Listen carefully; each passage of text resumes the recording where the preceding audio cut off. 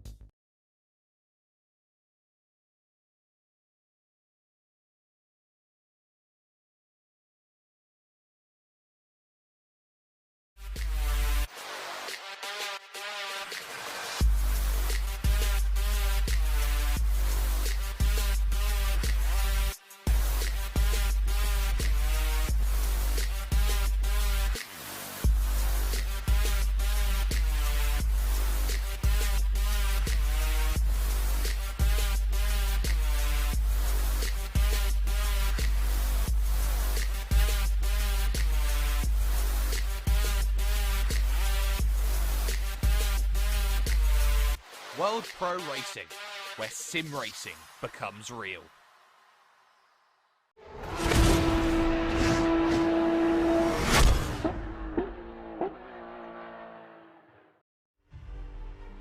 At the 15-minute mark in tonight's race, we'll be at the halfway point of the World Pro Racing Assetto Corsa Competizione Sprint Series. And at the moment, 3 drivers are galloping away from the rest of the field to get their shot at the €500 prize pool. Well, good morning, good afternoon, and good evening. Wherever you're watching in the world, welcome along to tonight's racing action. And if you're watching us on ESTV, Motorsport TV, TVM Sport, and The Race, perhaps you're watching us on YouTube, on Facebook, and on Twitch, you're very much welcome along to enjoy tonight's quick and fast racing action. My name is Kieran McGinley. Joining alongside me is, of course, Nico Hillebrand. Nico, we're coming towards the halfway stage of this race. We see the 3 drivers there in the championship. We've got Harry Spears, we've got Tinko van der Velde, and we've got Luke Whitehead. Correct me if I'm wrong, it's a pretty familiar podium going into the first 2 rounds.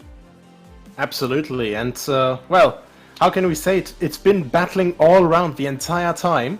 And well, the only thing that has really changed about the podium is the order that we've had so far. And well, Harry Spears just showed twice already this season that he's a very capable driver in that Mercedes, actually the older version as well, so very interesting to see the driver preference there.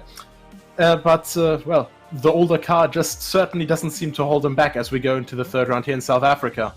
It really does help him spear forward. I apologise for that pun. But he is leading the series here on 116 points. He has a win to his name. He won last time out at Imola. It's Tinko van der Velde who is in 2nd place in the championship. He won the very first round of the series. He's on 112. Luke Whitehead, who's been on the podium consistently, won 2nd place, won 3rd place. He's in 3rd place in the championship on 108. Bit of a step down. Hinsai is in 4th place on 80 points. I have to say Hinsai will go a little bit under the radar. He's had some consistent performances. Yes, he had to take a penalty in the last race, which dropped him down a couple of positions, but by the by, he's had some really consistent performances. Yeah, absolutely. And well, there was a bit of contact in the last race there in Imola.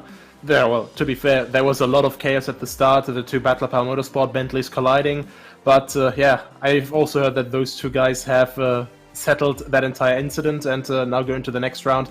Complete restart, and alongside Hinsai, who was around their pace as well, so I think we'll see a couple more interesting battles today from all of them.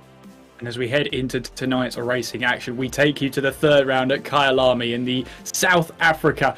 Well, of course, around about 4.5 kilometres around this circuit. Takes us around some really iconic names in the South African nation in one of the flowing circuits we have around this calendar here. We've got 5 circuits and each of them have their own distinctive characteristics, and it's fair to say, Nico, that Kyalami is up there as one of the most characteristic. Absolutely. I think Actually, Kyalami is one of my favorite circuits, personally, simply because throughout the different iterations of the track layout, you still always kept one part of the 70s layout, the original one, which is actually from after turn 5, barbecue, through turn 6, sunset and clubhouse, and the S's. That is all still from the old 60s layout, and after the S's, normally you'd go into a long right-hander, up the hill. Now it's just a straight line into a left-hand hairpin at Leeuwkop, and then you go down the hill through turn 11, as we see it here now. Perfect, actually, as Harry Spears, currently in first place, now makes his way down to Mineshaft here at turn 12.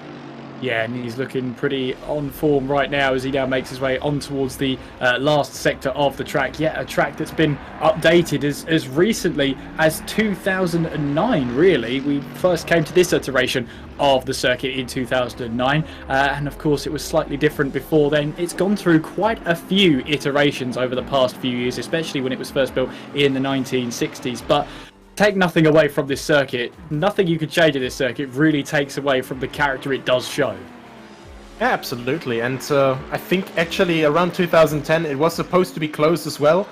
At that point, a manufacturer very big in motorsports actually took it upon themselves to change it, that this great circuit wouldn't fall into disrepair or would be scrapped or something.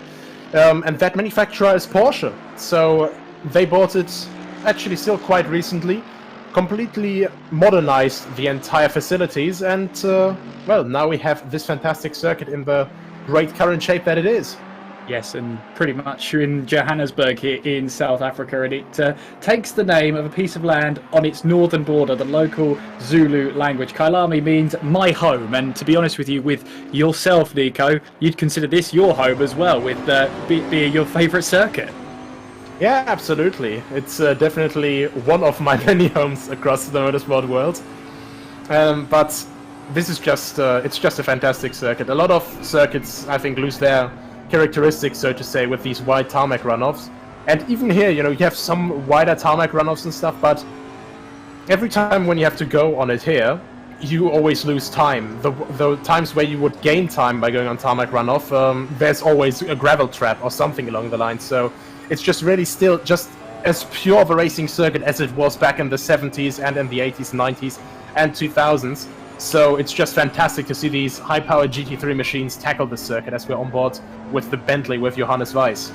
Absolutely, and he now powers on towards the S's here as he tries to make his way through. Now, of course, Nico, you watched on in horror. Whoa, there goes the Butler Powell motorsport car of Johannes Weiss then. They're taking a little bit too much curb, and whoa, that Lamborghini came very, very close to the end there of their practice session, or at least that lap anyway, as the other Butler Powell motorsport car of Richard Schaefer finds his way through. Now, a week ago, I would have not liked to have been a fly on the wall in that debrief room. Hopefully, they've buried the hatchet between the two teammates. Of course, there's no team championship here. They are out for themselves, but that couldn't have been a very easy discussion after that one last time out.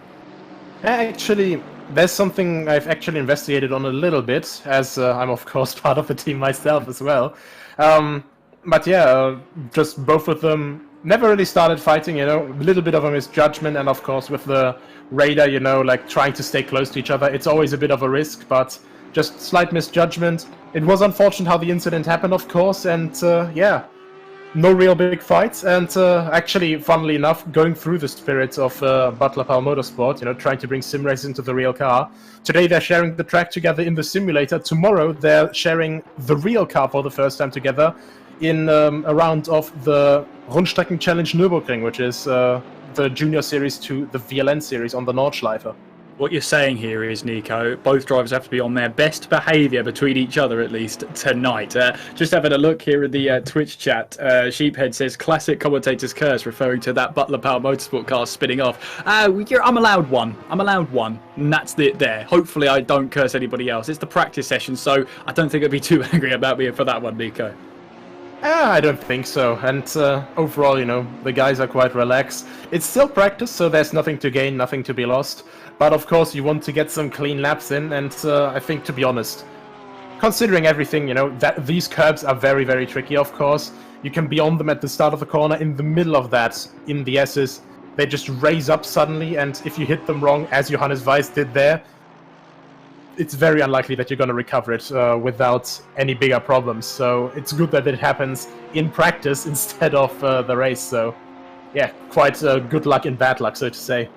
It's fair to say then that at a track like Kyalami, you've got some really high-speed corners such as Sunset and, arguing going through Mineshaft as well through turn 12. But you've also got some low-speed corners that have Leakop and Ingvar. How do you set the car up to cope with a circuit like this that has just a little bit of everything? It's a bit tricky because, of course, the setup for every single car has to be different, of course. You know, the Ferrari can't run a similar setup to a Bentley or, well, God bless you if you want to try running a Porsche setup on a front-engine car, of course. But yeah, it's just really, really interesting to see all the different driving styles, to see all the different setup approaches, because of course some people go with lower downforce, you know, so we have this very long straight from turn 16 from Ingvar through the kink, as we see Luke Whitehead take it, and down into Crowthorne turn 2. And quite a lot of the runs are quite long, actually, so harder braking zones come not so often here. But when they do, they're really, really just important to get right. And technically speaking, you don't need downforce for that. But of course, for Sunset, for Mineshaft, for the S's as well, you need a lot of downforce to get that consistently and to keep the tire wear in check. But with half an hour race, it's basically your guess as good as mine what kind of attempt these guys will run for the setups for these cars. We've already seen here that Luke Whitehead's been slightly caught out by the exit of Cheetah. Then we saw the Honda also being slightly caught out. Then there really is no margin for error for Cheetah. You either get it right or that gravel trap is waiting to take you away. Yeah, Cheetah's pretty similar actually to that swimming pool chicane in Monaco. You know, we had that the last weekend with all these close-ups of the tire barely bending around the wall on the inside there for that right-hander. And it's pretty much the same feeling here, the same sentiment. You can sort of almost kiss that curb, but when you hit the sausage curb, then, well, even if you're not religious, you better be ready to pray. Here comes Luke Whitehead then going through it. Let's see what happens as he now comes through Cheetah. He got onto the gravel last time he tried this one, riding on board with him now. Slightly onto the gravel there, slightly onto the grass, but no time really lost through there as he makes his way through the final corner at Ingvar and onwards towards the start-finish line. Foot hard down on that right-hand side pedal as he crosses the line and now goes fastest in this practice session by just under half a tenth of a second. Harry Spears then in second place. Richard Schaefer, he showed some good pace at Imola last time around, and so too did his Butler Pal teammate as well. They did show some good paces last time around. They just never got the chance to prove it at Imola. Yeah, big shame, of course, but I think this time around, as Schaefer already demonstrated here, as we see him up in P4 and Weiss actually at the moment with 1.5 seconds off, I think this is the classic case as well of running race pace in qualifying, or running race pace in free practice, or running qualifying pace in free practice. It's always this little mix that you have to just, of course, get used to the current conditions that you have in this setting, because of course in single player you can practice for certain conditions, but the server itself with all the other cars on track, it's always something that you have to get used to on the mark there. So Johannes Weiss obviously trying to put a lot of emphasis into a race pace and now starting to try to go for qualifying runs, I presume. And yeah, these two guys, they work quite well together, and even as we now get a couple more Ferrari drivers up ahead, you know, the Ferrari being a very strong car around here. I think that we'll see both of the Bentleys fighting for top 10 positions once again. There goes Jack Noller. He lost the back end then and straight into the wall, and not great for him at all. And you just saw then that back end just completely stepped out on him, and there's so little margin for error around that part of the track that the wall is just waiting to take you away. There's Tom Otti then in the brown Audi. Nice name there in the team anyway. But he now makes his way through this long left-hander then, as he now makes his way onwards then through in towards Mineshaft, and then making sure he slows the car down then in towards the Crocodile. Such a great name for a corner there. In towards Cheetah we will go through this left-hander, which is so unforgiving, and now back onto the power then in towards Ingvar for this final corner then, making sure you find out where the apex is. back onto the power and on towards the start finish line. Where does that Audi go? 11th fastest in this practice session with just over 2.5 minutes to go. Luke Whitehead still in the lead of this practice session. Harry Spears is in second place. Hinsai takes over then in the number 155 in third place, just over 2.5 tenths off of Luke Whitehead's pace. Yeah, absolutely. And then we have Thomas Schemeitat, who also was already quite ambitious, let's say, in the Duo Series first event at Spa earlier this week. Sadly, a few mistakes riddled his performance a little bit, but his teammate was also able to gain some positions back. This time, of course, well, a third of the race distance, and also, well, he'll have to watch out that he doesn't make same mistakes again. But then again, Thomas Schemeitat, one of the drivers in the Ferrari, you know, I have barely seen him drive anything else. So I think that he will be back with a quite consistent performance. And then now we have Tinko van der Velde, the camera on. Ferrari driver here with passion, and also in the SRO Esports Endurance Championship. So also another driver that's quite well acquainted to his car, and of course, one of our 3 leaders in the championship currently. Yes, has a win to his name this season, of course, as he now makes his way through Cheetah and then onwards then towards Ingwa for this final quarter, slowing that car down. 6th fastest in this practice session so far. Back onto the power, using that curb on the outside, and the short run up towards the line then to set a new flying lap. And a 40.782 is enough to be a faster lap time for him, but it doesn't move him up the order. 6th fastest is still where he lies. Johannes Feisted with the 141.2 so far, 10th fastest in this practice session, and seeing now as he tries to attack these next couple of quarters then in towards the Crocodiles, back onto the power, then the track pretty much dipping down in towards Cheetah here. This left-hander really waiting for you, so the right-hander then following and really waiting to catch you out in towards Ingwa, and now back onto the power, trying to find that apex. It's uphill as you try to apply the power, so very difficult to get that one right as Vice crosses the line and goes 7th fastest in that practice session so far. Just a couple of hundredths of a tenth ahead of Sheldon Muscat. But at the moment then, there is Tinko van der Velde, 6th fastest from one of the top 3 in the championship. Yeah, so at the moment, especially with his 2 direct rivals up in P1 and P2, I don't think that he's going to be willing to let that sitting down. Of course, it's just free practice, but this is where the mind games start. Let's not forget that. And of course, that will be not demoralizing, but that will be having a little bit of a hit if he isn't completely prepared for qualifying. So Tinko van der Velde, I think, really just has to show, you know, well, guys, you may have the pace immediately here, but don't count me out just yet. Yeah, they really need to rename practice to hold your cards against your chest session. You don't want to really reveal any of your strategy, any of your true pace until when you really need it. Here comes Van der Velde towards the line in the Sidemax or Motorworks car as he now goes quickest in that practice session by just over a tenth of a second. That's where that pace was. And I'm sure as we head in towards the qualifying session, there's going to be even more he can find. Yeah, absolutely. And, well, Sidemax Motorworks, quite an active team in all of sim racing, of course, when it comes to Assetto Corsa Competizione. So they definitely have the resources, they have the drivers, and they also have, well, the setup knowledge to get the most out of these cars. And I mean, Harry Spears, of course, also a Sidemax Motorworks driver in his Mercedes AMG GT3. And, well, you know, we've seen what these guys are able to do, so Luke Whitehead for H3, kind of on his own, so to say.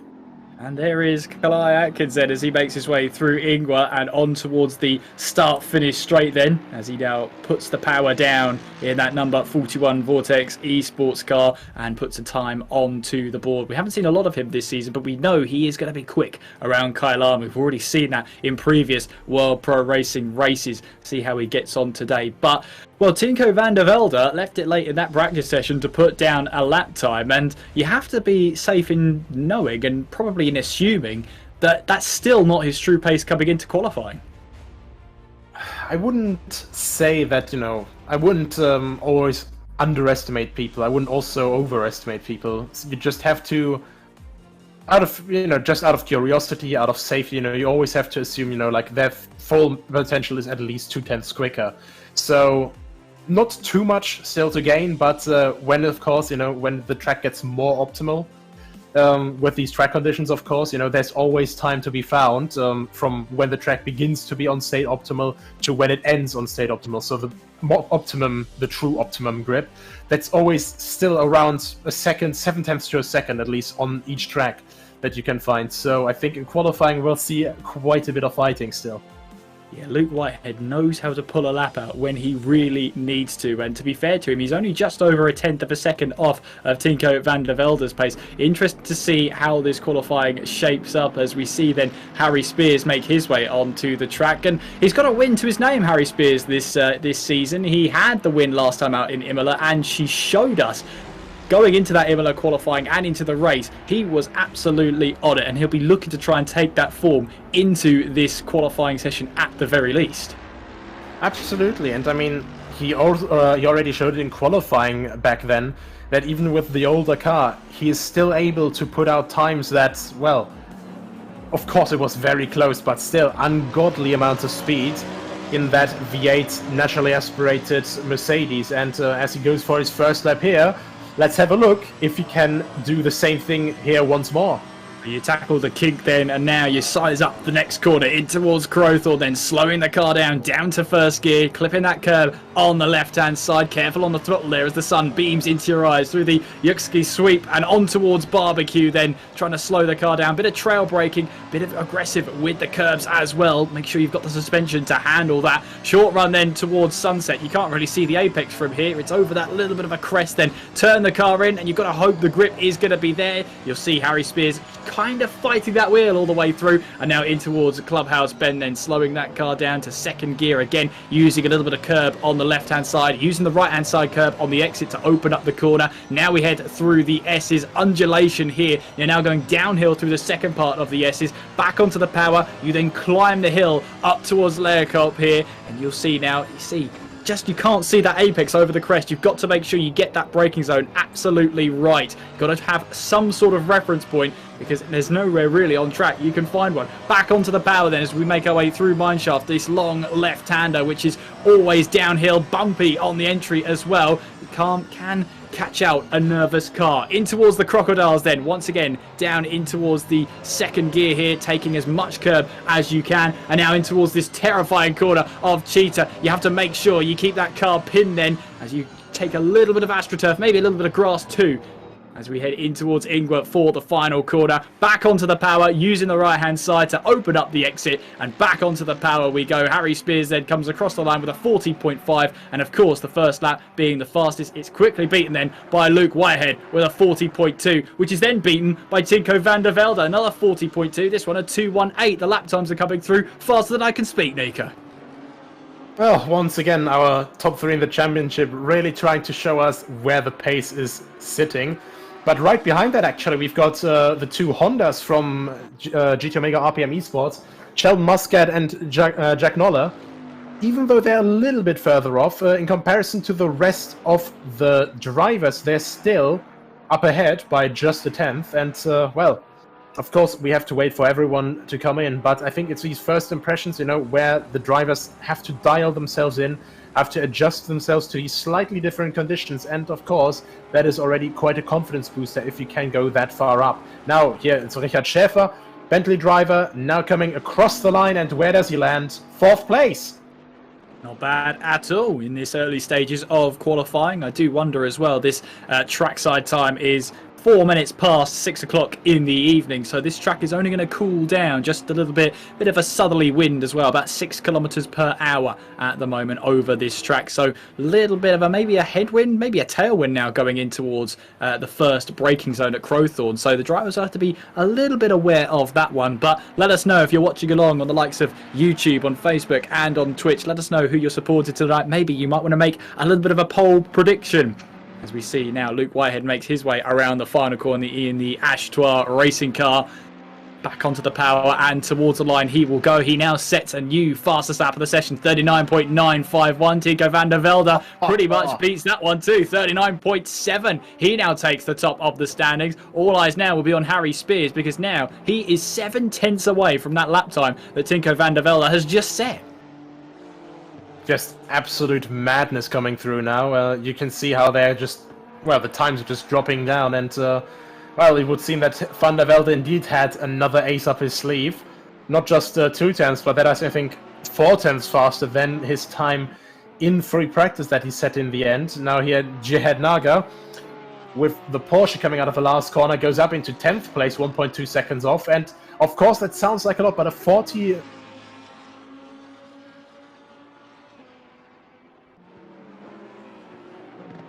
is Barwell Motorsport Lamborghini. Absolutely, as he now makes his way down in towards that first braking zone once again as we head away through Crowthorne and back onto the power through the Yuxki sweep. There is Harry Spears, third fastest in this qualifying session so far in the Sidemax Motorworks car. And you know what, 3/4 of a second is very, very harsh. We've already seen he has got the pace to be up there with his championship rivals as he now slows the car down in towards the Crocodiles. Back onto the power we go then in towards Cheetah. That terrifying right-hander coming up then. Through we go. You've got to be careful not to collect the sleeping policeman on the inside, otherwise you really will not be able to recover that one in towards the final quarter at Ingwa. And onwards then, back onto the power and straight towards the line. Can he go faster than his previous time? He can, but still remains in third place. Absolutely crazy when you think about it. 0.3 of a second. It sounds like so little just to a spectator who hasn't really driven like himself before. But in the motorsport world, we know it is so difficult to even get 1/10, 2/10 or something. And you make a 3.5 improvement and you're still half a second off. That must be still like just not demoralizing, but that must have an impact on Harry Spears here. You always want to be able to challenge for the top, and at the moment just doesn't seem like he is able to do that. So Regan Mitchell now making his way through Ingwa and back onto the power in that Barwell Motorsport Lamborghini. Where will he go? He's currently 11th fastest in this qualifying session. Now goes 4th fastest, just over half a second off that provisional pole time from Tinko van der Velde. Nice lap time there from Regan Mitchell, and by the looks of it, he wants to go for another one. No, he doesn't. He goes straight on at turn 1 till he'll come back to his garage, no doubt, to maybe have a couple of tweaks of the setup, maybe a tweak of the tyre pressures before he goes back out for another lap. There is Harry Spears then. We're watching overhead as he tackles his way now through in towards Mineshaft and then towards the Crocodiles, slowing the car down then for this right-hander then. And you've got to be careful about these curbs. You were talking about them earlier on, Nico, that these curbs can bite back if you disrespect them. Absolutely. When you just fully attack them, well, so to say, no, how do you say the best, no prisoners taken, so to say. They will take you prisoner for sure, and it's quite difficult to catch the car when it comes sideways once. Now we have it here. Harry Spears 140.005, almost in the 139, but not quite able to break in. Heinz Sai comes in from the Rookie Monsters team and just barely improves as well, but can't get ahead of Regan Mitchell. Oh, it's all in the balance here in this qualifying session. Here comes Silver Pyramids then, and now improves to go 20th fastest in this qualifying session. But yeah, a nice lap time there from Regan Mitchell, puts himself into third fastest, as Harry Spears did improve on his last lap, but he goes third fastest there. And Zamfir Rado then currently 23rd fastest then in the Aston Martin, just getting out of the way of other drivers. I think that's Gergely Kunshaba making his way through the Hungarian, trying to find some space out on track. And it is a relatively short circuit, all things considered, as the one of the Butler Power Motorsport cars makes his way through. There is Shikadami, and she's currently 24th fastest, making her way now through Leakop, now back onto the power then, and a very respectable 17th place last time out, considering all the craziness that happened in that race. She was also caught up in that, well, I wouldn't even call it first corner, it's the first kink mayhem here at Imola last time around, but she's back here, back again, and currently 24th fastest. Yeah, absolutely, and basically all goes back to that old saying from Ron Dennis, I think, you know, if you want to finish first you have to finish. So, yeah, it's just really, really crazy having to be in this very competitive field, and then, of course, you know, one mistake happens as she improves by over a second, actually. Really well done there, and only 0.3 off of the next person up ahead. But yeah, as I said, these guys, you can see it from the top times, it's so competitive. The first 12 places are basically covered by 1 second, and then the next second goes down to P20, so it's just really, really competitive in these parts. And of course, in World Pro Racing, we have this fantastic mentality and these fantastic possibilities that you're not just allowed here, or, well, welcome here if you're a pro driver. You're also, of course, welcome if you're a rookie, if you just want to get into racing. And so that's also a little bit of an explanation why we have a bit more of a pace spread in some of the races here. Yeah, as all abilities are welcome. So long as you're a clean driver, you're very welcome to try your hand at World Pro Racing. Don't forget as well, head over to worldproracing.com/events to see when your next race will be. We'd love to have you on board, and maybe you find myself and Nico shouting over you. The dream, it's possible. Gordon Conchabo then, 13th fastest with that last lap time, just over a second off of the provisional pole position time at the moment, as puts him now up into 13th place. Dean Vella then, 20th fastest in his qualifying session so far, and well, Dean Vella, well, we'd like to have him around for sure. He's one of the World Pro Racing faithfuls. No matter what we're racing in, Dean Vella will always race.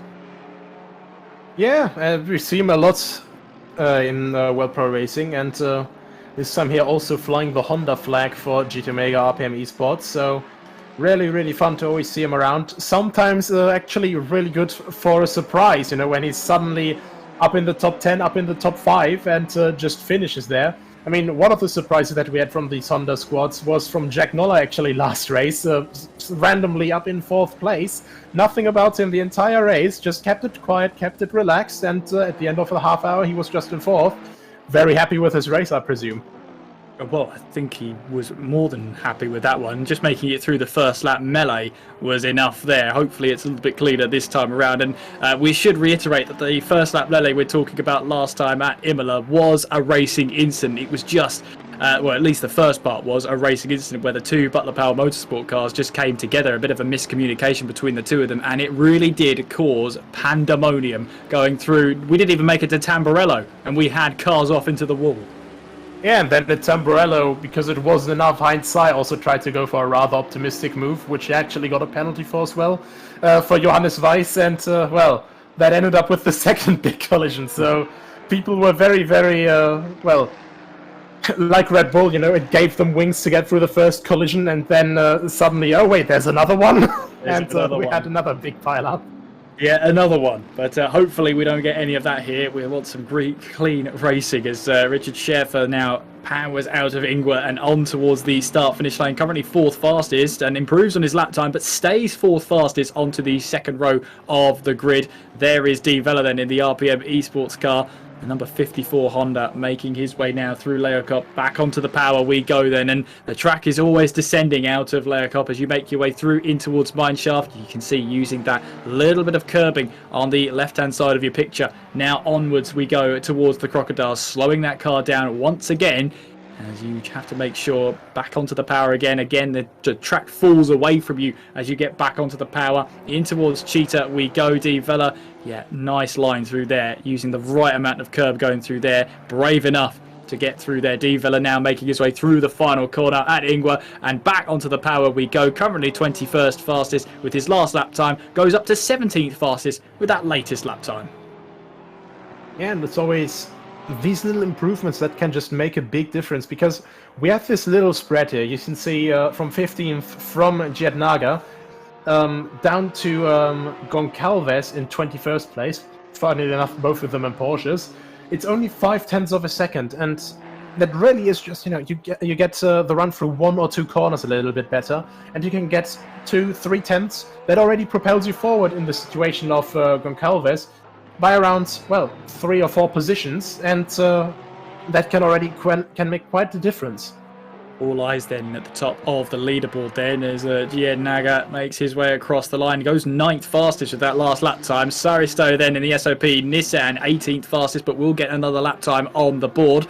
Tinko van der Velde currently on provisional pole position with Luke Whitehead in 2nd place as the checkered flag comes out then in this qualifying session. So Van der Velde currently on pole position, Luke Whitehead in 2nd place, Harry Spears in 3rd. Our top 3 separated by 0.3 of a second. Our top 4 within half a second of that provisional pole position time. Here comes Jack Noller then, currently 10th fastest in this qualifying session, 8/10 off of provisional pole. He makes his way through Ingwer, back onto the power we go then towards the line. Can he get higher than 10th place on this grid as he comes across the line? He can go 6th fastest then onto that third row. Harry Spears then coming around the final corner. He's got a bit of time to find here. He flashes his lights across the line and goes 2nd fastest then, taking that front row spot away from Johannes Weiss, who briefly was up in the order then in 4th place and knocked down a position then. Silver Pyramids, meanwhile, 19th fastest in the Lexus, making his way now through in towards Layer Cup and towards Mineshaft we go. And where is Luke Whitehead out there on circuit? He's making his way now towards the final corner, and this is going to be a big one here, making his way through the final corner. Does he find himself on that pole position? I do wonder. We'll have to see if that timing screen lights up. Maybe he's coming back to the pits. Who knows? No, he goes 2nd fastest, does he, in that session? 2/10 off of provisional pole position, so not quite there. A Silver Pyramids bakes his way in towards the pit lane, then locking up the brakes in doing so. Sheldon Muscat then currently 11th fastest as he now makes his way across the line and will stay 11th fastest. But there you see there, Tinko van der Velde will grab pole position, and a very nice lap time indeed it was. Yeah, in these last couple moments we just had the top 10 completely rearranged. Johannes Weiss going up into 4th place, then Heinz Sai going up in 4th place, so now the 3rd row, if Richard Schäfer didn't improve another time, completely with Bentley again. So last time we had the 2nd row full of Bentley, this time the 3rd row full of Bentley, and well, luckily for the Bentley drivers, this time the start-finish straight is quite a bit wider, so yes, more room to negotiate these massive cars with. And also not quite as easy, though, to, well, initiate that Bentley roadblock, which is actually quite well-proven tactic with these cars. Yes, I'm sure they'll be looking very desperately through their mirrors in that tracker that they have to see where the gaps are and where a car is alongside them in reference to their own selves. So, yeah, hopefully we don't see what we saw last time with the Butler Power Motorsport cars. But maybe you fancy racing along, maybe fancy being commentated by the likes of us. Why would you want to? Well, I'll tell you why you want to, because we're a great team. Yes, that's what we'll go for. But seriously, for the racing, absolutely, if you fancy your hand at these races, head over to worldproracing.com/events. We've got the Mega Sprint Tuesdays coming back at Brands Hatch. If you fancy that one, there are still places up for grabs to grab a race in there. Prizes on the line as well. As well as that, we have the Duro Series. If you fancy teaming up with somebody else, well, we've got a 3-hour race with a mandatory driver change around halfway through the race. If that takes your style, head over to the website, sign up. We'd love to have you on board. We'd love to shout your name as you cross the checkered flag, maybe in the near future. Well, Nico, our attention focuses then on this race. We could have an opportunity where we have 3 different winners in 3 different races if Luke Whitehead gets his way to the top of the order. But with Tinko van der Velde, he managed to get that pole position by just over 2/10 of a second. Surely then the run down towards turn 1 is going to be his. Well, that's always quite relative, because, of course, when you're in 1st place, you are on the more, well, advantageous side of the track, so to say, for your start. So, I think if Tinko van der Velde nails the start, of course, the next cars around him, they're all, except for Harry Spears, of course, they're all turbocharged, so not that big of a threat around him, except, of course, for Harry Spears. So, the turbo cars can be quite strong, especially the Ferrari, a quite good power band in that first ECU map, but naturally aspirated engine, more active power response, so to say, at these speeds of 70 kph, which we have at the start when the green flag drops. So not just for the part next to him, not just for Luke Whitehead he'll have to watch out, but also for his own teammates. He will indeed. We saw last time out at Imola how Harry Spears was 2nd on the grid coming into Imola, but that engine, that naturally aspirated engine, the torque was available earlier to him. He rocketed off the line, rocketed off the start, and took the lead of the race, and when he did that, he never really looked back. Absolutely, just no prisoners taken, just put the throttle down, and it just worked. So yeah, I think Harry Spears will probably try the same tactic again. Now, of course, we have this wonderful nighttime race as we start off for the formation lap, and well, it'll be all about not just having the perfect reactions, but also getting the tires on temperature, on pressure, and also the brakes on temperature, because of course you want the best possible performance from your brakes as early on as possible.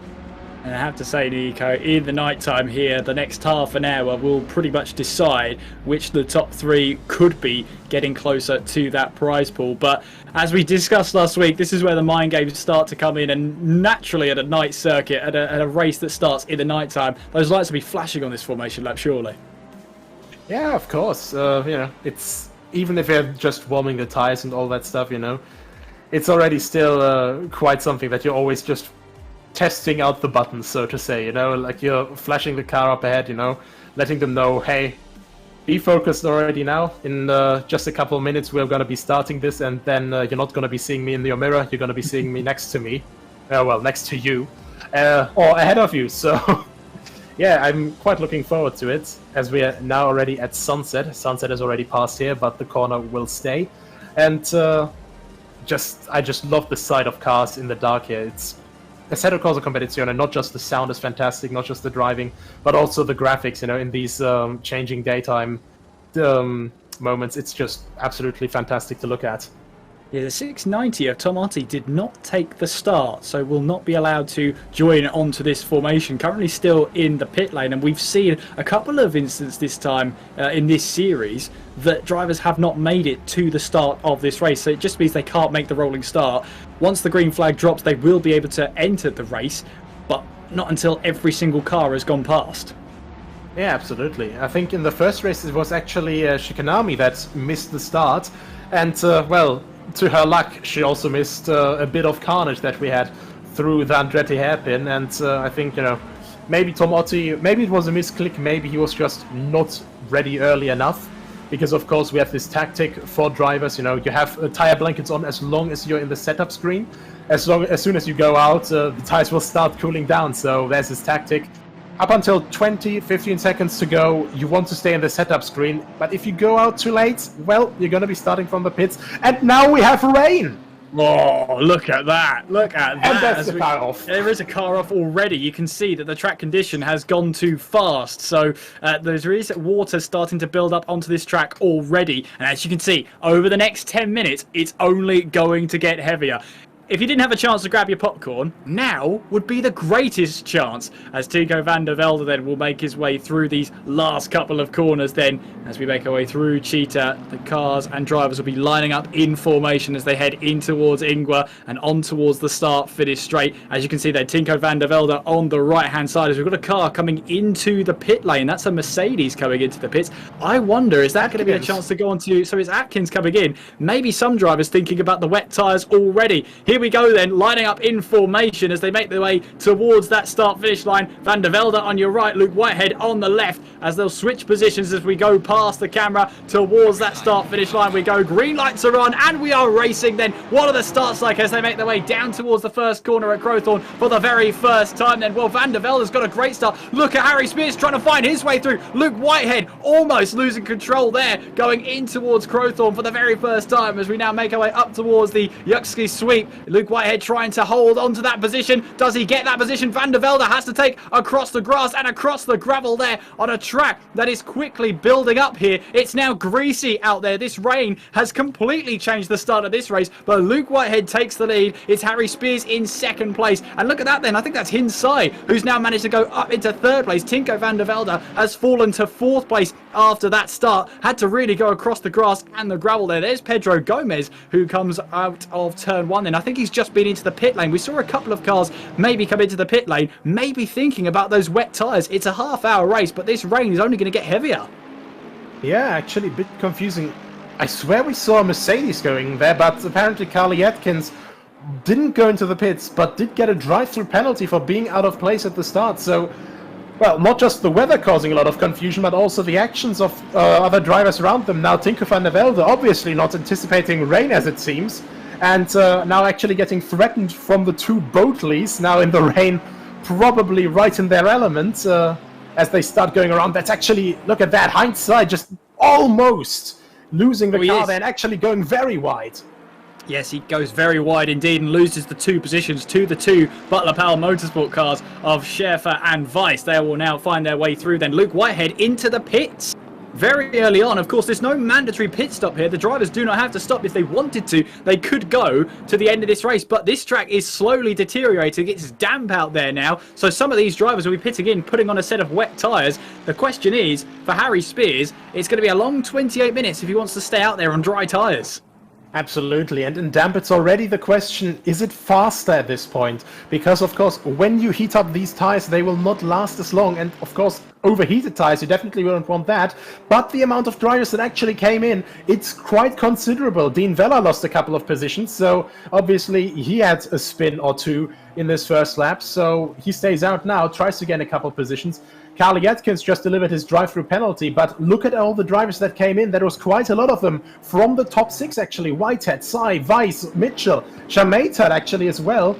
And then we have the cars from further down the order as well that are hoping that the tires that are made for these conditions will actually help them gain a couple of positions now. If they're racing at the pit lane, look, one of the Butler Bell Motorsport cars going side by side. This is how much it means to get the track position, that they're racing in the pit lane. Steady on. You got the limiter line there for a reason. But there you can see Harry Spears leading the way with 27 minutes to go. And if he's going to stay on those tyres, you can see there in that top right-hand corner, the rain is only going to get heavier as this race progresses. Jan Reiler, 20th place now as he tries to find his way past one of the Ferraris there in front. As we make our way through in towards this next couple of corners, in towards Barbecue, then putting the power down again. And Vozarek trying to go round the outside, going in towards that fast right-hander of Mineshaft then, and he gets the move done, moves ahead of Gian Naga then. So that's a brave move in the dry, let alone in this deteriorating conditions.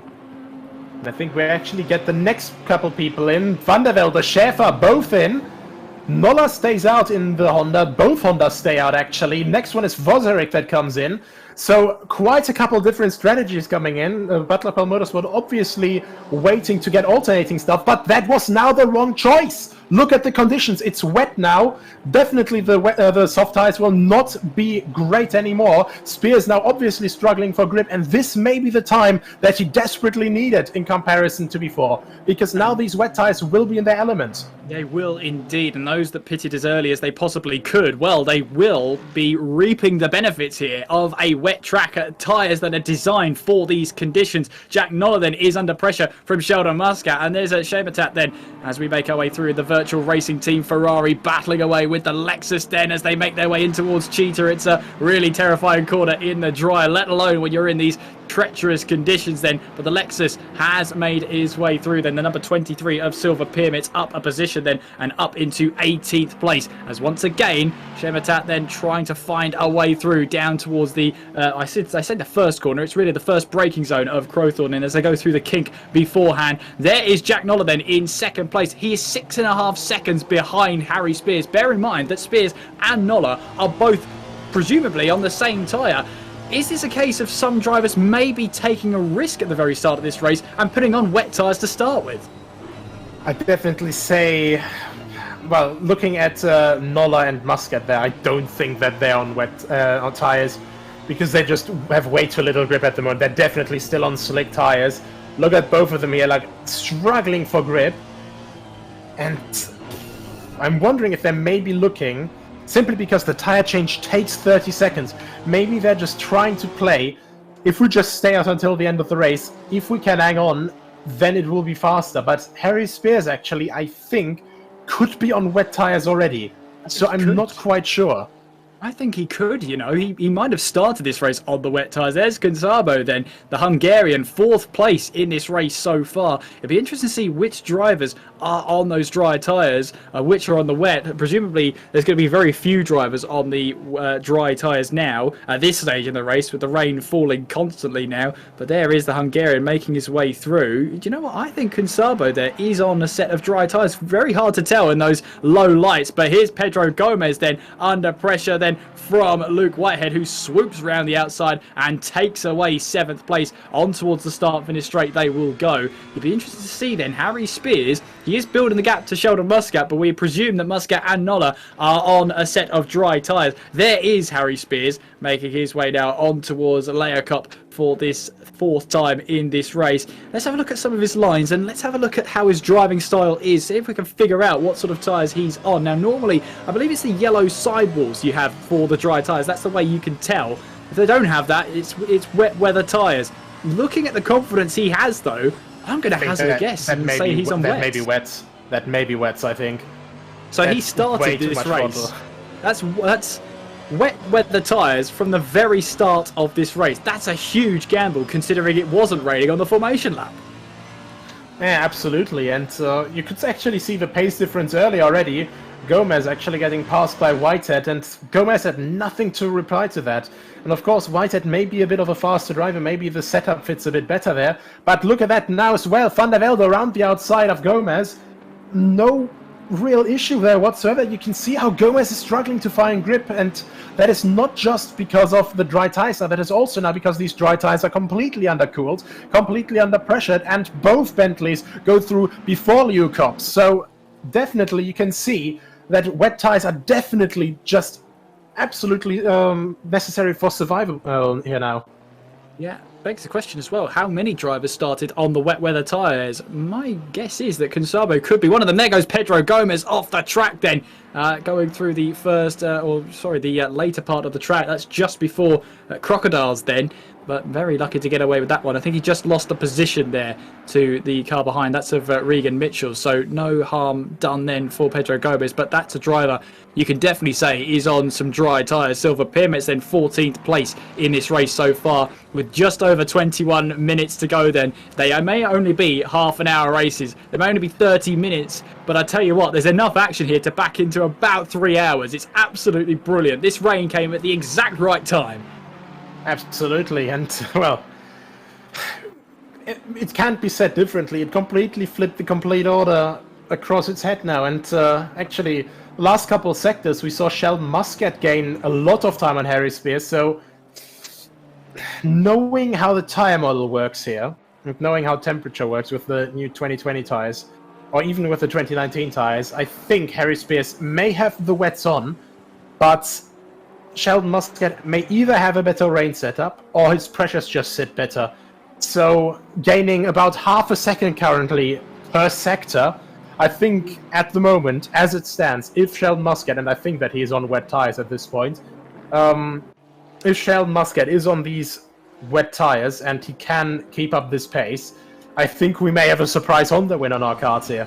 He could indeed, but at the moment he's got a bit of spray from the car ahead. This is I think this is Shikanami, who will eventually have a lap on them at the moment as Sheldon Muscat rides his way now through the Yuxki sweep and now on towards Barbecue. Then you can see the rain falling, and as you can see, it's only going to get heavier. Blue flags then for Shikanami ahead. She stays onto the right-hand side, and Sheldon Muscat breezes past then just before this long right-hander at sunset then. So Sheldon Muscat currently second place, 4.9 seconds behind Harry Spears, and that gap is coming down. Absolutely, and even with traffic just now, obviously you're not excusing that we have downforce loss levels of F1, but still, you need a clean track up ahead. Just for vision alone, it's quite helpful for that. And, well, you can just see how Muscat's car is just completely planted currently. We're going to be at the end of Sector 2 in a moment. Just coming down the hill there. I was going to say, Schaeffer, looks like he was covered by yellow flags going through in towards Cheetah then. So he's had a moment and he might fall his way down the field. Zaristo, meanwhile, trying to battle away. Yeah, there he is, 15th place now. He was right up there with his teammate up in the sort of top 10, but now he's down into 15th place. Maybe he got caught out slightly by the conditions here. Vasco Goncalves then in the ROWE Racing Porsche, the number 12 car, tiptoeing would be the right word now, through Crowthorne in towards the Uxley sweep and now on towards Barbecue. There's Chris Bourne then. He's under pressure then from Kalai Atkins in the number 41 car. Kalai Atkins got himself a drive-through penalty for being out of position at the start of this race. He was planning to come into the pit lane. Never did see actually out of the corner of my eye if he actually did make it into the pit lane. Yeah, neither did I, and quite honestly, normally I would have anticipated him to come in. Of course, the weird part is, he seemed to go into the pit lane at the start. Also going very, very wide now. Keller, you can't go past that far outside. Now trying to go down the inside though, and actually I think there may have been contact. There could have been, and yes, there was. As one of the Aston Martins just tiptoes the way through. I think that's Zamfir Radu, who takes 2 positions away. It says, thank you very much, I'll take those. Chris Bourne then goes onto the gravel, then pushing too hard as Kalai Atkins originally let that position go, but then Chris Bourne ran a little bit too deep then. Let's have a replay of Richard Schaefer then. So this is what happened to him. I believe this is going to be going through in towards Cheetah then. So on the exit of Leerkop, he now goes through Mineshaft then. So he has Janez Weiss right behind him. Oh, he lost it big time then, but manages to hold it together originally there.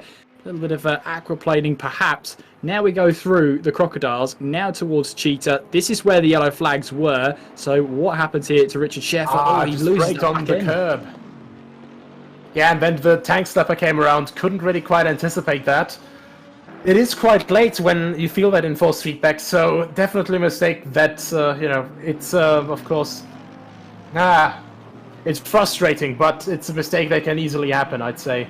We also have the first penalty, car 155 drive-through for dangerous move on track and causing collision with car 51, and that is Heinz Sai, I think. Yeah, that's a collision between himself and Simon Vozarek. In fact, the stewards have clarified that Hinsai will also get a reprimand for the move as well. So Hinsai in pretty much hot water with the stewards there. Harry Spears, though, leads this race ahead of Sheldon Muscat and Jack Noller, who rounds off the top 3 right now. Okay, all bets are off. Who predicted this top 3 at the halfway stage? I couldn't have done that. I absolutely couldn't have done that, especially, well... we had the top 5 dominant with Ferraris, and now with a 20-second gap, the first Ferrari is in 7th place. I think because let's have a look at that. 11, that is Jed Naga. Porsche actually also apparently started on wet tires, and here we have what happened between Chris Bourne and Kalai Atkins, and I would say actually, yeah. I don't know. It's a difficult one. Difficult, I'd say.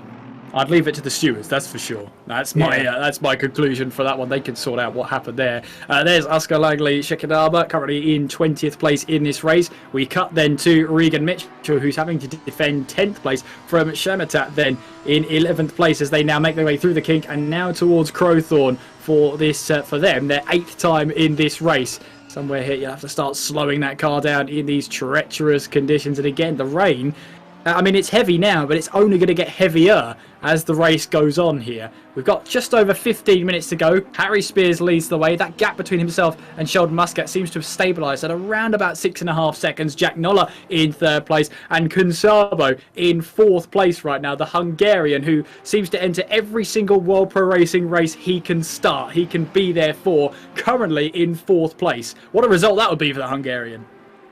Absolutely. Well, for all of them, not quite even having a great start so far. He was having quite some trouble at Laguna Seca, but now, well, it seems to have worked itself out. And there we see what happened to Sheldon Muscat. That was 4.3 seconds, so still gaining on Spears, and just got a little bit too wide. And keep it out of the wall, Sheldon. There we are, kept it out of the wall, luckily. So lost time, but luckily no damage. Yeah, that's the most important thing as well, that he didn't hit the wall. He did very well, actually, to slow that car down. It's not easy with such wet grass and wet gravel. Sometimes it can dig the car, or it digs the car into the gravel there, but it looked like it was just going to sail across the top. So Sheldon Muscat then getting away with that one, but managing to find his way out of it. And once again, that gap is starting to fall again. 6.1 seconds it is now, but with 15 minutes of this race to go, 14 and a half if you're going to be picky. Jan Ryler doing a little bit of rallycross there, going in towards the Crocodiles. He keeping a hold of 14th place, and the stewards there have confirmed that the incident between Kalai Atkins there, no further action between himself and Chris Bourne.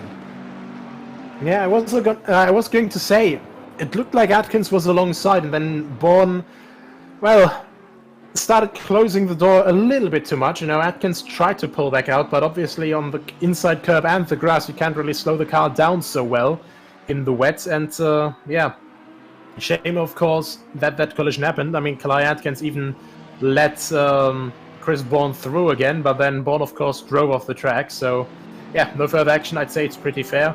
Now we have Jan Ryler again, trying to keep the charging Richard Schaefer behind him. The Bentley definitely seems to be in his element as long as he doesn't break on curbs. Yeah, the Boatley, as you so aptly put it there, Nico, is trying to find its way through, wade its way through this track as Jan Ryler stands between himself and 14th place. Ryler now trying to tiptoe his way through Sunset and now trying to get the power back on. You can see the Bentley there has the outside line now going in towards Clubhouse. Ben still on the outside. Will Schaefer go onto the curbs as well, on those painted curbs. It's not easy now trying to seal the move through the S's. He's on the outside for the first part. He'll be on the inside for the second part, still running side by side on towards the run towards Layer Cup. Then you can see the Ferrari getting door to door with the Bentley now on towards Layer Cup, and once again Schaefer will have the outside line, breaks later, trying to take a wider line in. In theory he should get the better exit out on the outside. Very, very close together, but Schaefer gets the move done, moves ahead of Jan Ryler. So close. Fantastic move there from Schaefer. The outside for 2 corners in succession, then the inside, then the outside again, and gets the move done. So close. Fantastic move, and absolute compliment from me to the respect that both drivers gave each other. That could have been a very easy collision there, but it wasn't. Great respect from both of them there. Absolutely. I second what you say there, Nico. Fantastic respect between both drivers to see such great racing like that. We focus now on Oscar Saristo in this battle for 12th place. He's got silver pyramids right ahead as we head our way through the kink and on towards Crowthorne. And if you're driving here in these conditions, this is what you can see. Pretty much nothing apart from the red brake lights saying that the car ahead is trying to slow down. As Saristo here trying to take a different line. He's got a great exit out of Crowthorne, but he really can't do anything with it through the Yuxki sweep. Now in towards Barbecue, then you can see a little bit of trail braking from Silver Pyramids up ahead just to try and make the apex of the corner. Now on towards Sunset we will go through this long right-hander, looking for a possible move maybe down the inside. It's pretty adventurous and pretty advantageous to try and move down the inside of the dry. In the wet, it's even more difficult. Saristo all over the back of Silver Pyramids, just filling that Lexus's mirrors then with a little bit of SOP Nissan. And right behind that, once again, we have the Bentley. Schaefer obviously isn't satisfied yet with making moves. Vattenfall Motorsport Bentley with the yellow markings on the livery. That's so you can see it's Richard Schaefer and pushing on the limit. You saw that a little bit of wiggle on the outside at the exit at the S's.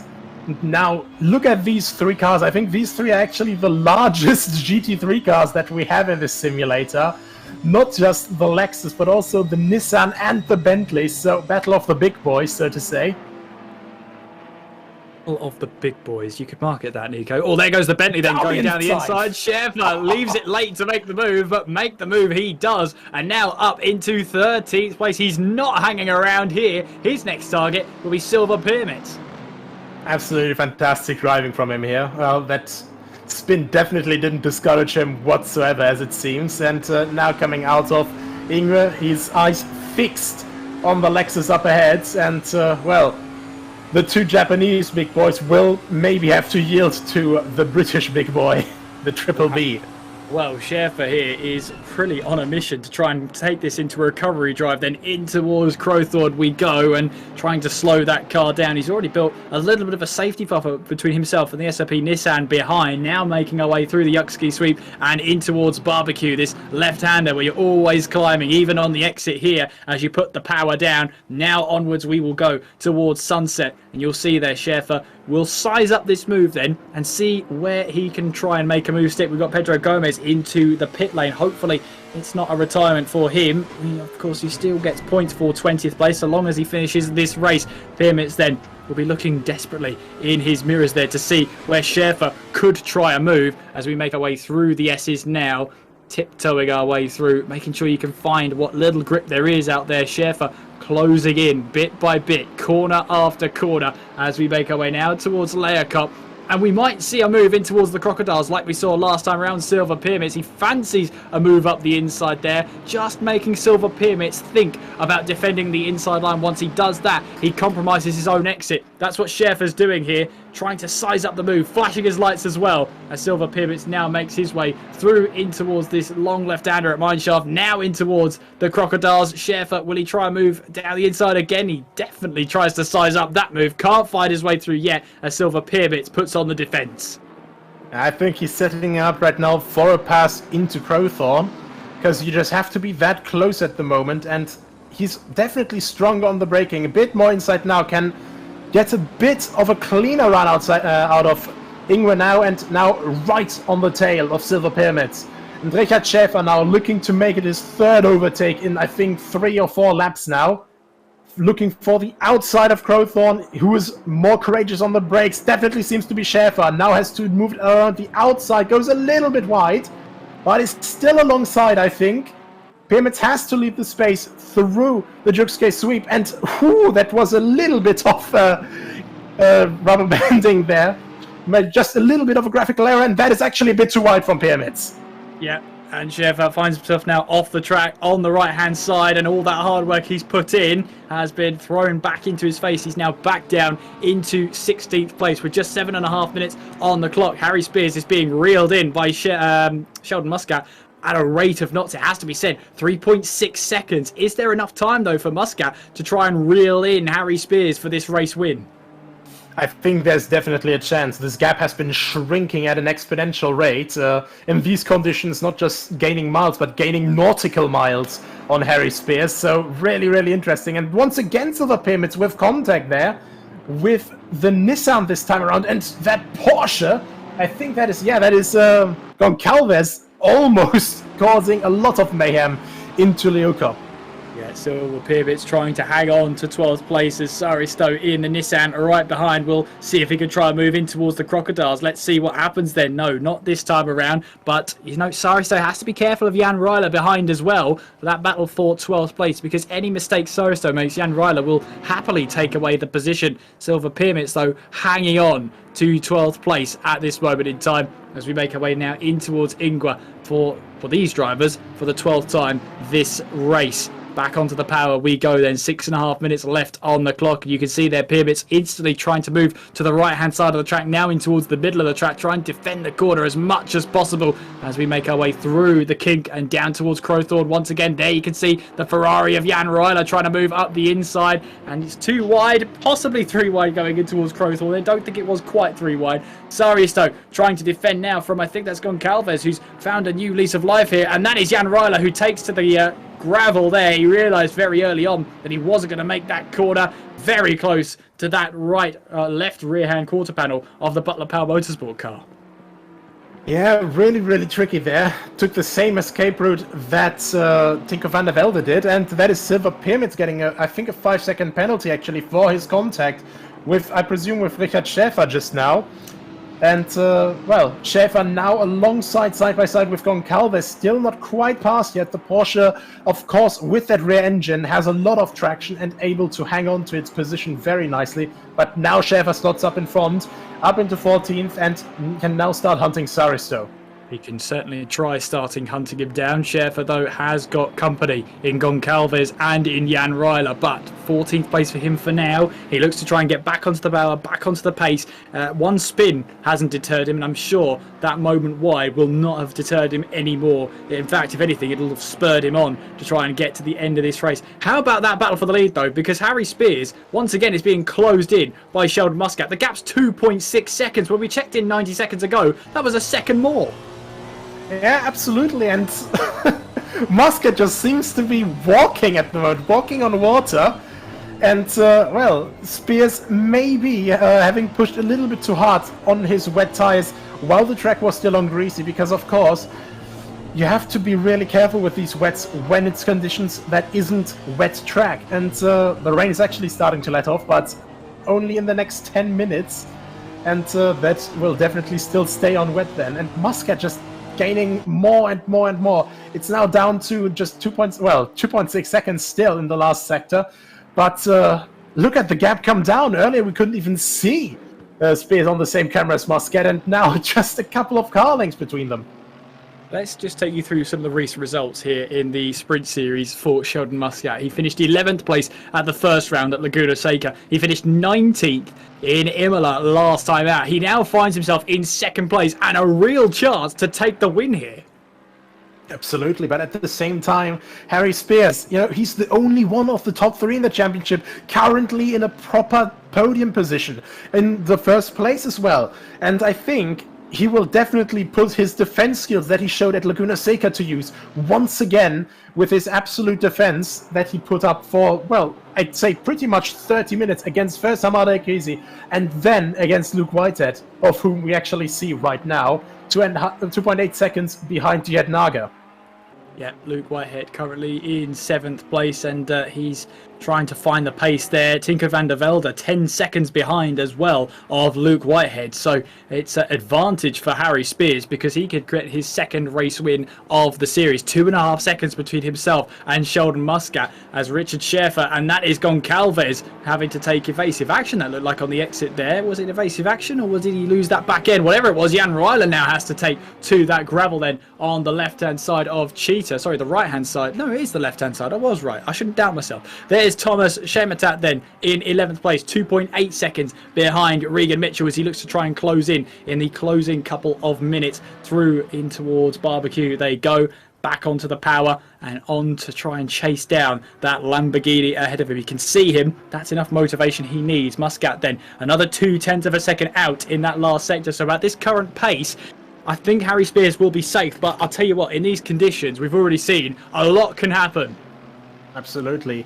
And, well, if it's only these 2 seconds that we have right now, if it's less than 2 seconds, technically we could say, you know, if Sheldon Muscat hadn't had that off at Leeuwkop, he could already be past now, or he could already be fighting with Spears right now. But either way, it's 2 more laps.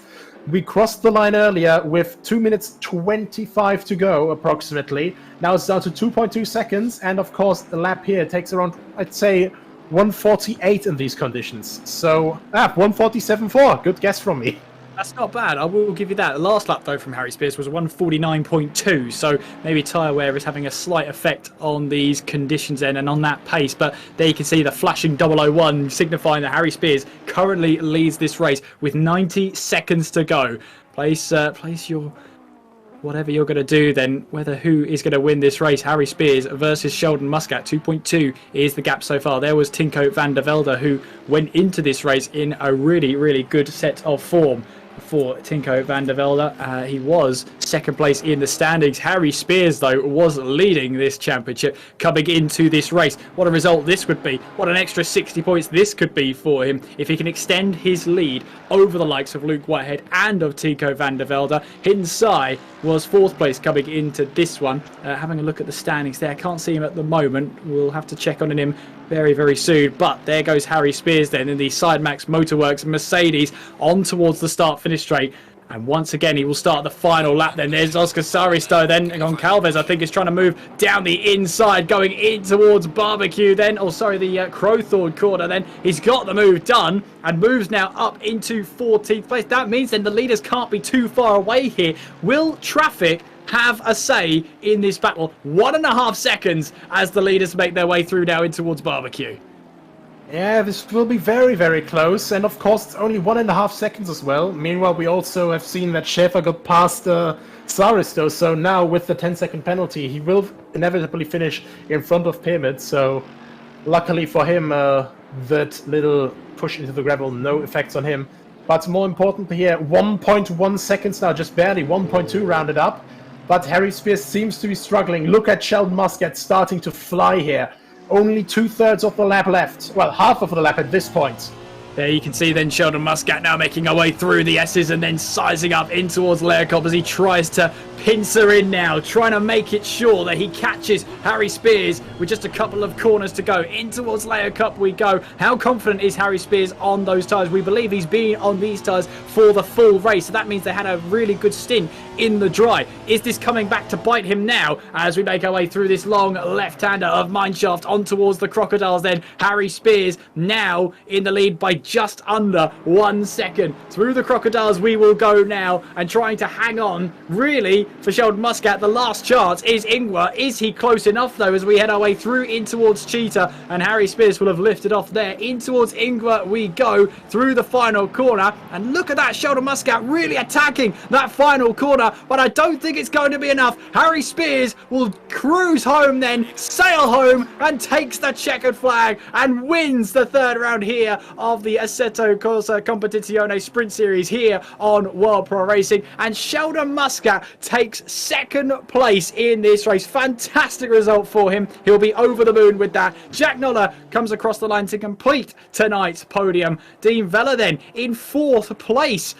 What a race this has been. It's topsy, it's turvy, it's had everything in between, and it's found Dean Vella currently in fourth place as he makes his way through this final corner and onwards towards the start-finish line. Dean Vella, his best result of the season has been 16th place. Now it's fourth place. Great drive from Dean Vella as he crosses the line to take those valuable points. Luke Whitehead finishing in fifth place there. Strong drive from him, although he started on the wrong tyres. Nobody could have saw that one coming, really. And Consabo then finishing in sixth place. The treble one car had a best finish of 10th place. He can now make that sixth place there. Schaefer, it's not done here. Silver Pyramids though has a 10-second time penalty, so this will be just for pride out on track between the two of them. But Schaefer has had one heck of a race then. He spun twice in this race. Well, once it was a driver error, the other one was involving himself and Silver Pyramids, but he now makes his way through. I think he can. It's safe to say he's had an interesting race. But fair play to him, he has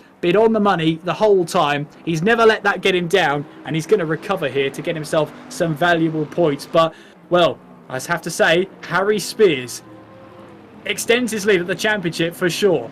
Scores the full 60 points, while his rivals Luke Whitehead finishing in 5th place, Tinko van der Velde down in 8th. And a very, very unlikely podium coming into this race. We maybe could have guessed Harry Spears. Nobody could have guessed Sheldon Muscat and Jack Noller would have joined him. What a race we had. I absolutely wouldn't have guessed that we would have had a 2, 3, and 4 for Honda. Fantastic finish for them. But yeah, I really have to say, we had a lot of standout performances today. Not just Harry Spears with his perfect guess for strategy. Because of course, if you see rain is incoming, you see these first couple of weather forecasts. You know, it's light rain, so you're thinking maybe it's just greasy. Then it's still worth it starting on dry tires, because the wet tires cannot handle these greasy conditions. A lot too much overheating, and these rain tires will last a maximum 10 minutes. But of course, it was a gamble. It did play out, and very quickly it turned into wet conditions. And these guys, of course, the guys starting on dry tires, they had to do a gamble there as well. They came in for the pit lane, and very, very quickly all the tire changes were done. And really good drive from all of the guys who have pitted, of course. To me, I think we had most standard performances today. I'd say Harry Spears for keeping these tires alive the entire 30 minutes. Then, of course, Sheldon Muscat for that insane pace that we saw, because we see how Harry Spears, how he's so fast, you know, just in all conditions, keeping these tires alive over that entire stint. And of course, with that Mercedes, keeping it alive for 30 minutes at Kyalami, where the Mercedes isn't one of the best cars. So either way, though, Sheldon Muscat with that insane pace through the entire race as soon as he got past his teammate. And then I'd say, just for the overtakes on track, Richard Schäfer, fantastic drive from him. Not just once, but twice, making it past that 4-car train ahead of him, and recovering a very good position after that very unfortunate spin and cheater. Yeah, some drives then from the three you've picked out there, Nico. I can't say I fault you at any point. Luckily, though, we have one of the top three with us now. It's our third place driver in Jack Noller. Jack, can you hear us? I can hear you. Well, what a race that was. I mean, talk us through, that rain starts falling on the formation lap. What's going through your mind there? What was going through my mind with 30 seconds to go was shouting on the team comms, go Wets, just, we have nothing to lose, so might as well try it. And then the rain, because Sheldon and I in the sim grid race, we got caught out the other way around. We went on wets and it dried out a lot quicker than we expected. So we lost out on, I think, something like P5 or P6 in that race that way. So wasn't going to let it happen again. So we thought, might as well give it a go. So all three of us went wets with like 5 seconds left on the clock. And it was the right way to go. So when we saw the rain coming, we could see, because on ACC you can see the tyres of the other drivers and they're different. So we could see that the others around us were all on the slick. So it was just bide our time, don't get spun, and just wait for them all to pit. And that's what happened. Absolutely. And it looked pretty tricky out there. So you started on the wet tyres.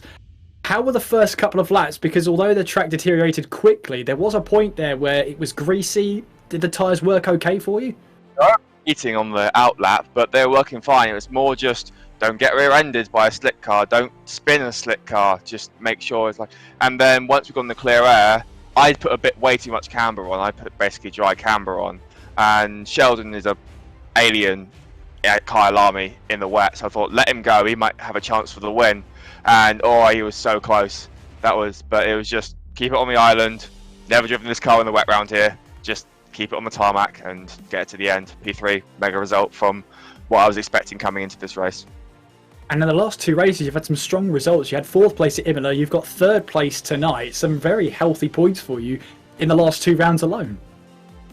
Especially with like the calendar sort of ramps up of how good this car is. So fingers crossed for Monza and especially Bathurst, there should be hopefully even stronger rounds and maybe even a bit more up there. So maybe a second and maybe even a win. You never know, but go for it.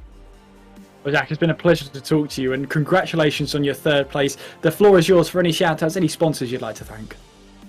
Probably sponsors will get shouted out twice, but yeah, GT Omega, HyperX and Gaming Morto and yourselves at World Pro Racing, thanks for all the support, and we've got a team together and we worked well as a team today. So shout out to Sheldon and Dean for getting a 2-3-4 in this race, and congrats to Harry Spears for just holding on at the front there. So hopefully the race was interesting, probably a race of 2 halves for those who started on wets and those who didn't. So thank you everyone. Well, thank you, Jack, for joining us. Congratulations on your 3rd place. We'll leave you to celebrate in peace at the very least. All right then, take care. And Nico, I believe you have our 2nd place driver in Sheldon Muscat. Sheldon, are you there? Yes, I am.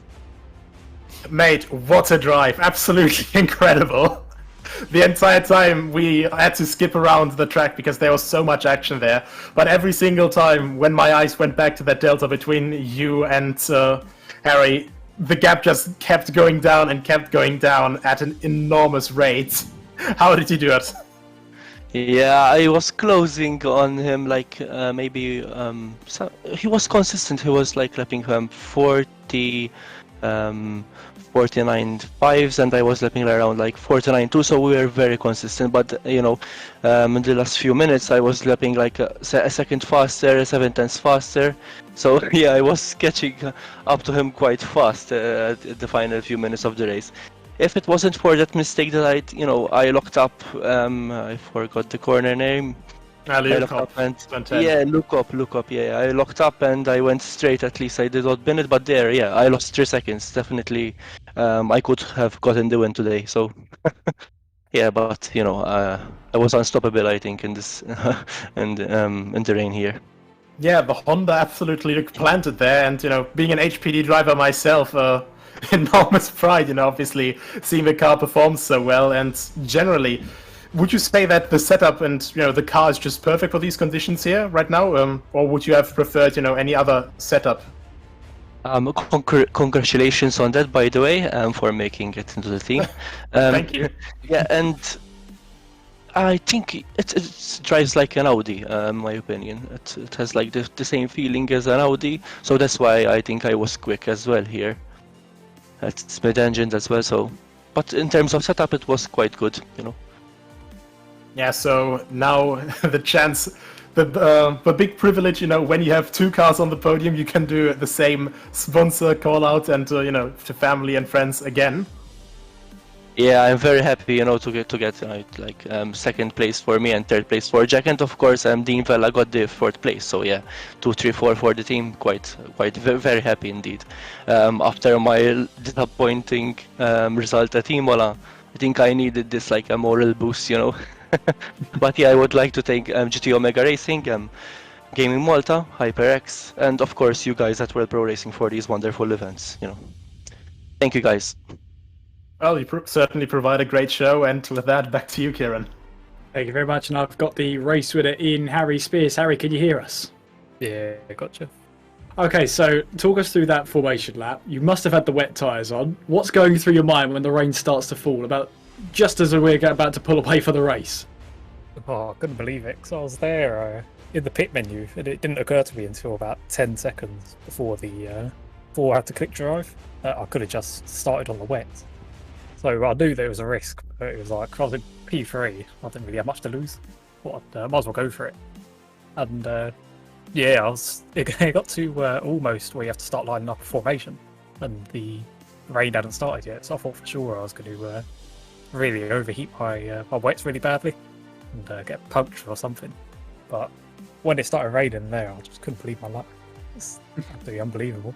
And then obviously the doubts start setting in about whether or not your opponents are on wets as well. So yeah, once I saw Tinko and Luke pit for wets, I had a grin as wide as my ears.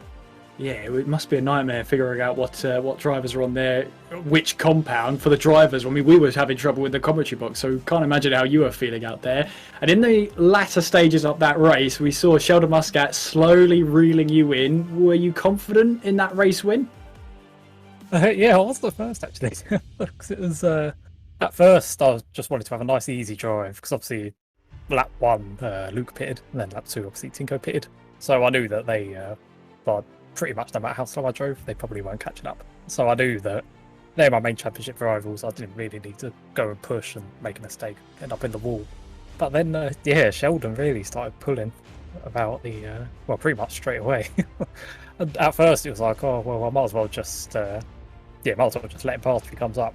But then it got to the final few laps and it was at about a 3-second gap. So I was just like, hang on a minute, he only needs to make up 1 second per lap. I might as well just defend this if he comes up to it. So, but yeah, thankfully he only caught me in the last corner, so he sort of ran out of time. But he did a absolutely incredible drive today. It was insanely fast in the wet. And let's talk about that championship standing now, because you've just pulled a massive lead over your 2 championship rivals. We had Luke Whitehead in 5th place, Tinko van der Velde in 8th, yourself scoring the full 60 points. I mean, how does that shape up for Monza then? Are you looking forward to that track, having such a healthy advantage now? Yeah, this was probably the best result I could have hoped for in the whole season, because the Kyalami is definitely the worst track on the calendar for the Merc, especially comparatively to the other cars on the grid. So to get a win today was just an absolute dream. So I think that's probably in really, really good stead, because Monza, famously the Merc, is pretty overpowered around there. And then Bathurst, it's not quite as good as the NSXs, so I expect another resurgence from the RPM boys. But yeah, it's 2 really good Merc tracks remaining. So I think it's put me in a really, really good step for the rest of the championship. We'll have to see how you get on with that for the rest of the championship. But congratulations on your 2nd win of the series. Harry, the floor is yours for any sponsors, any shout-outs you'd like to thank. Yeah, as always, Sidemap Motorworks, my team. Many thanks. And then I think my number 1 thank this week would be to my friend Marcel Foos, who sent me a really good setup for this track. And I definitely wouldn't have gotten the 39 quali without him. So he's, really helped me there. So massive thanks to him. Well, thank you for joining us, Harry. Congratulations on your win. We'll let you celebrate now, and we'll see you at Monza, I'm sure. Yeah, thanks. See ya. And that wraps up tonight's coverage then of the World Pro Racing Assetto Corsa Competizione Sprint Series, and a podium I don't think many people could have predicted, but I think it was a race start that not many could have predicted either, Nico. Yeah, absolutely. And, I have to confess, I didn't really look at the weather. You know, I always look at the weather quite actively during the races, but I just didn't expect the rain to set in, and suddenly the rain was on the lenses. So, if I had been driving in this, I would have been called out as well. Fantastic instinct from the guys in the top places, of course, and what a race we had. Very worthy race winner, of course, in Harry Spears, but, as we heard, with his friend Marcel Fizzi also helping, and the true winner was friendship all along, wasn't it?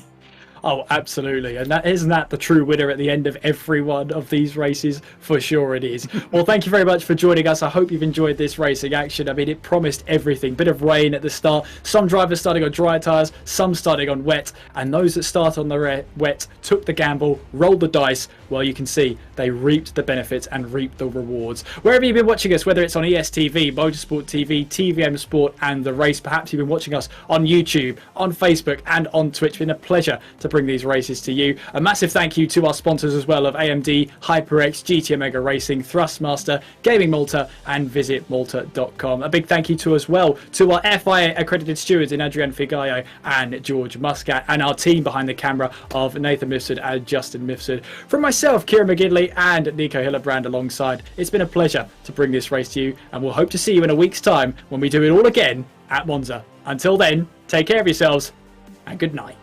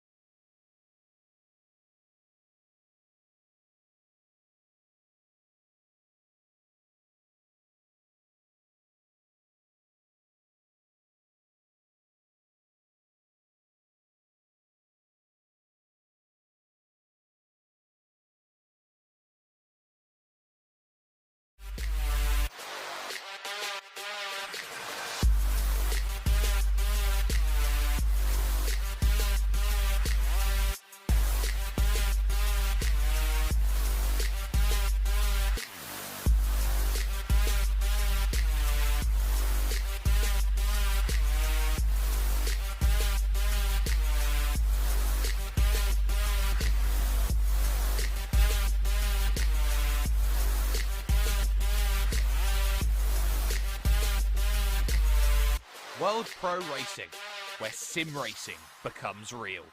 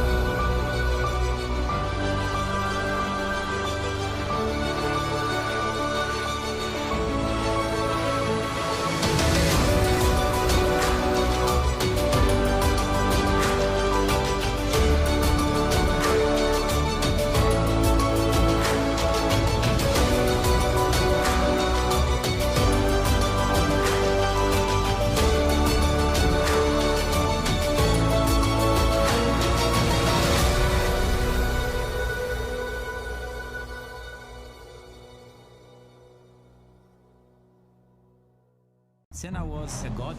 No one could even dream to follow him. I'm from a very humble background. The role of women at that time were really difficult. It's just so dangerous. You are risking not only your life, but also my life.